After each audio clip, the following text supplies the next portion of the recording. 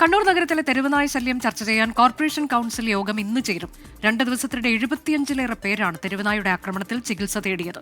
തെരുവുനായുടെ കടിയേറ്റതിനെ തുടർന്ന് പേവിഷബാധയേറ്റ 5 വയസ്സുകാരന്റെ ആരോഗ്യനില അതീവ ഗുരുതരമായി തുടരുകയാണ്. അരുൺ പൂപ്പറമ്പ് വിശദാംശങ്ങളുമായുണ്ട്.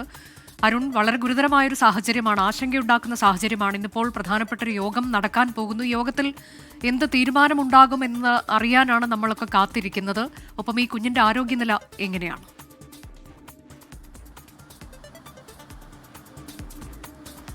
അനുജ സൂചിപ്പിച്ചതുപോലെ തന്നെ അസാധാരണമായ ഒരു സാഹചര്യമാണ് കണ്ണൂർ നഗരത്തിൽ കഴിഞ്ഞ ദിവസം ഉണ്ടായത്. 2 ദിവസത്തിനിടെ 75-ലേറെ പേർക്കാണ് തെരുവുനായുടെ ആക്രമണത്തിനിരയായത്, അല്ലെങ്കിൽ തെരുവുനായുടെ കടിയേറ്റത്.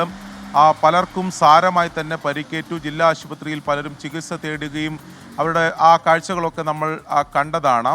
എന്താണ് ഈ തെരുവുനായ ശല്യം തടയാൻ എന്തുകൊണ്ട് സാധിക്കുന്നില്ല എന്ന ചോദ്യം പൊതുവെ ജനങ്ങൾ ശക്തമായി തന്നെ ഉയർത്തിയിരുന്നു. വ്യാപകമായിട്ടുള്ള പ്രതിഷേധം കോർപ്പറേഷനെതിരെയും അതോടൊപ്പം തന്നെ ജില്ലാ പഞ്ചായത്തിനെതിരെയും ഉയർന്നിരുന്നു.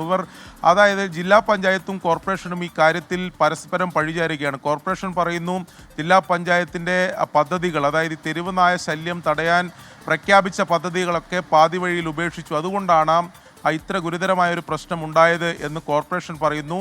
ജില്ലാ പഞ്ചായത്ത് പറയുന്നു ഈ അലഞ്ഞു തിരിഞ്ഞ് നടക്കുന്ന തെരുവുനായ്ക്കളെ കോർപ്പറേഷൻ തന്നെയാണ് അതിന് പിടികൂടേണ്ടത്, ഒരു നടപടികൾ സ്വീകരിക്കേണ്ടത് കോർപ്പറേഷനാണ്, അത് കോർപ്പറേഷന് അതിൻ്റെ അധികാരമുണ്ട്. അത്തരം ഒരു നടപടികളൊന്നും കണ്ണൂർ നഗരത്തിൽ സ്വീകരിച്ചില്ല എന്ന് ജില്ലാ പഞ്ചായത്ത് പറയുന്നു.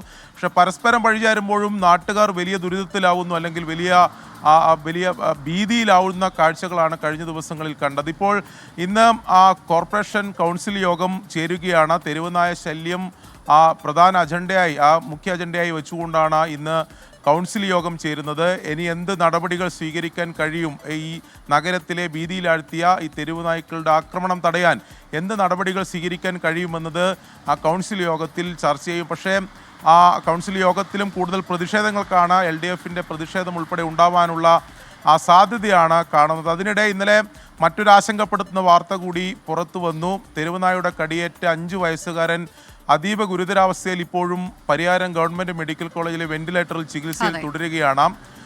മെയ് 31-ാം തീയതിയാണ് ഈ 5 വയസ്സുകാരനെ പയ്യാമ്പലം ബീച്ചിൽ വെച്ച് തെരുവുനായുടെ കടിയേറ്റത്.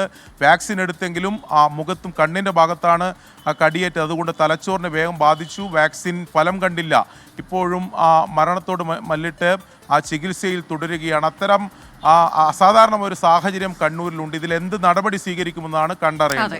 2 ദിവസത്തിനിടെ 75-ലേറെ പേരാണ് കണ്ണൂരിൽ തെരുവുനായുടെ ആക്രമണത്തിൽ ചികിത്സ തേടിയത്. ആ സാഹചര്യത്തിൽ കൂടിയാണ് തെരുവുനായ ശല്യം ചർച്ച ചെയ്യാൻ കോർപ്പറേഷൻ കൗൺസിൽ യോഗം ഇന്ന് ചേരുന്നത്. ഒപ്പം ആരോഗ്യനില 5 വയസ്സുകാരൻ്റേത് ഗുരുതരമായി തുടരുന്നു എന്നുള്ളതാണ് അരുൺ പൂപ്പറമ്പ് അറിയിച്ചത്.